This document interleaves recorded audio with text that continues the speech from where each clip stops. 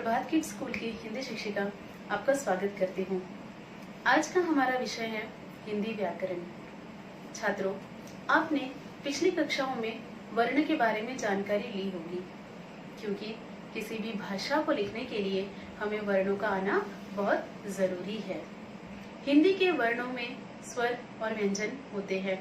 स्वर और व्यंजन के बिना हिंदी लिख पाना मुश्किल होता है ना? तो आपको सभी को वर्णों की पूरी जानकारी होगी। आज हम नया विषय जो देखने वाले हैं वह है शब्द। शब्द शब्द क्या होते हैं?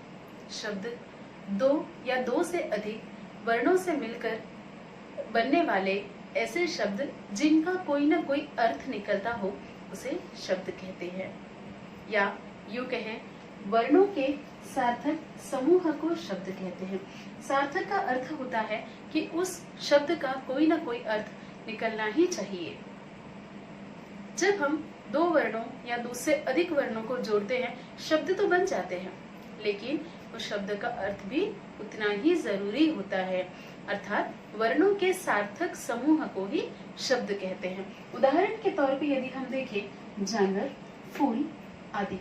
जानवर अर्थात पशु, फूल जो बगीचे में खिलते हैं, रंग बिरंगी फूल जो होते हैं, उसका अर्थ होता है। फूल को सुमन भी कहते हैं, जानवर को पशु भी कहते हैं।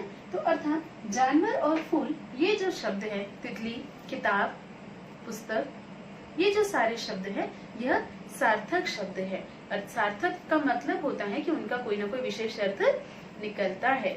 तो एक बार हम इसकी परिभाषा को दोहराएंगे। वर्णों के सार्थक समूह को शब्द कहते हैं।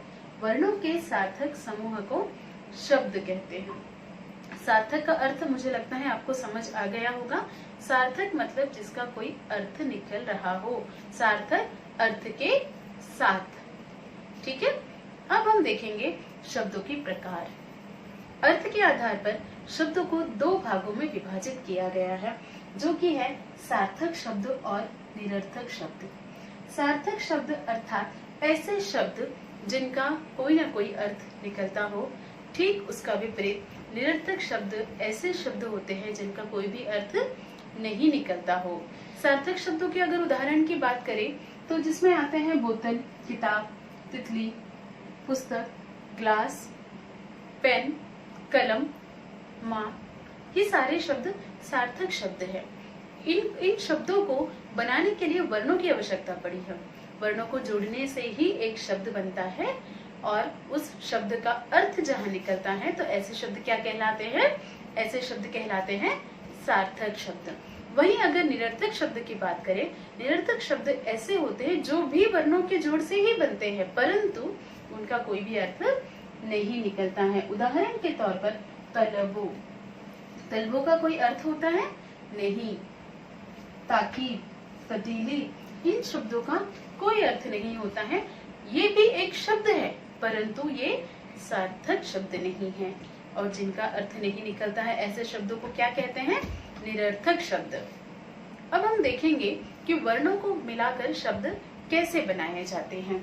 यहाँ पर मैंने एक उदाहरण लिखा है, फूल।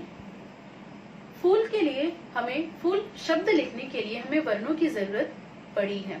तो वर्ण है अ हलंत जमा उ जमा ल हलंत जमा अ। जब हम इस तरह से हमने वर्णों को जोड़ा तब एक सार्थक शब्द बना है। अगर हम इन शब्दों को अलग अलग या गलत जगह पर लिख दें तो ये शब्द तो जरूर बनेंगे, लेकिन वह शब्द जो है सार्थक शब्द नहीं होंगे। उन शब्दों का जो है कोई भी अर्थ नहीं होगा।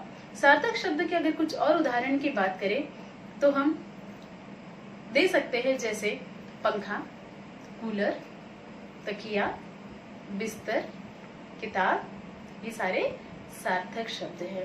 वही निरर्थक शब्द ऐसे शब्द जिनका कोई भी अर्थ नहीं होता है, जैसा कि हमने यहाँ पर देखा है। इन शब्दों का कोई भी अर्थ नहीं होता है, ये निरर्थक शब्द कहलाते हैं। एक बार हम फिर से इन चीजों को दोहराएंगे।